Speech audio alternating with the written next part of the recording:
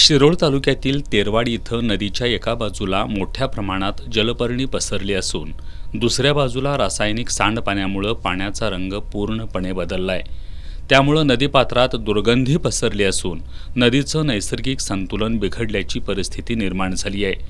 याचा परिणाम शेतीसोबत परिसरातील नागरिकांच्या आरोग्यावरही होत असल्यानं चिंता व्यक्त केली जाते। दूषित पाणी पिकांना घातक ठरत असून पिकांचं नुकसान होत आहे। या पाण्याच्या संपर्कात आल्यावर हाताला खाज खरूज होण्याचे प्रकार वाढले आहेत। पर्यायी पाण्याचा कोणताही स्रोत नसल्यानं शेतकरी अडचणीत सापडले आहेत।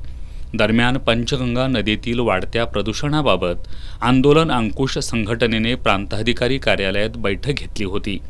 या बैठकीत प्रांताधिकारी दीपक शिंदे यांनी संबंधित विभागांना प्रदूषण करणाऱ्यांवर कठोर कारवाई करण्याचे निर्देश दिले।